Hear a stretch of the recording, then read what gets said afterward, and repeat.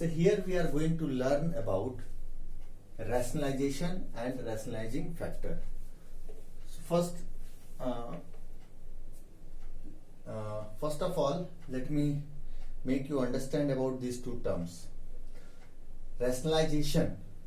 Whenever a number is irrational number is in P by Q form, where the denominator is irrational. Here you see the denominator is root 2, which is irrational. And in this case also the denominator is 3 minus root 2, which is irrational. So whenever an irrational number is in P by Q form, where the denominator is irrational, then in order to convert this irrational number into rational number, this irrational number into a rational number, we need to multiply the numerator and denominator by an irrational factor. So when we multiply it by an irrational factor, this will get converted into P by Q form, where the denominator part will become rational. This entire process is called rationalization. And the factor by which you are multiplying in order to convert the denominator into a rational number, that factor is called rationalizing factor. Let us go through these two examples to understand these two terms in a much better way. Like 5 by root 2, we can write it as 5 by root 2 into root 2 by root 2. Here we have multiplied the numerator and denominator by root 2. Why? Because if we multiply root 2 by root 2, then root 2 into root 2 will become 2. It will become rational. So this is equal to 5 root 2 by 2. So what we find here, the value is the same. The value of 5 by root 2 and 5 root 2 by 2 is same. But the change is, here it is irrational factor. In the denominator it is irrational factor, whereas in this case the denominator is rational. So this process, the entire process is called the process of rationalization. And the factor by which you are multiplying it by root 2. This is called as rationalizing factor. So this was very simple. Now let us go through this question. Here we find that the denominator is irrational, 3 minus root 2, and if you multiply 3 minus root 2 by root 2, you will get 3 root 2 minus root 2 into root 2 is 2. So if you multiply by root 2, this again becomes irrational, and you have to convert it into rational. So you cannot go for this. Multiplying by root 2 will not work. So what to do with such questions when there are two terms separated by minus or plus sign? So for those questions, you need to recall this identity. A minus b into a plus b is equal to a square minus b square. Or if it is a plus b, then a minus b is equal to a square minus b square.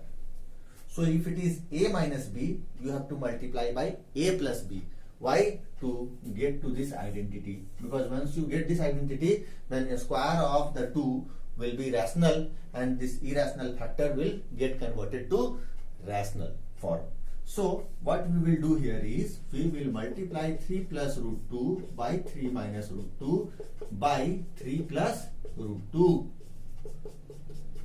Whatever sign is there, you have to just change the sign. If it is minus, you will go for plus. If it is plus, you will go for minus. You don't have to think about this one.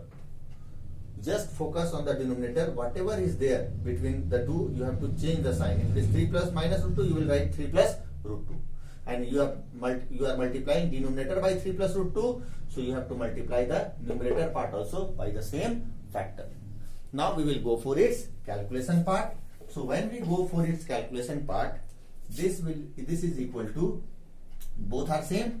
So that means 3 plus root 2 whole square by, here it is a minus b, a plus b, which formula is a square minus b square. So this will become 3 square minus root 2 square. Now we will go for the formula, a square plus b square plus 2ab. This I have told you, write the terms in bracket, no need to give multiplication sign, by 3 square is 9 and root 2 square is 2. So this will become 3 square is 9 plus 2 plus 6 root 2 by 7.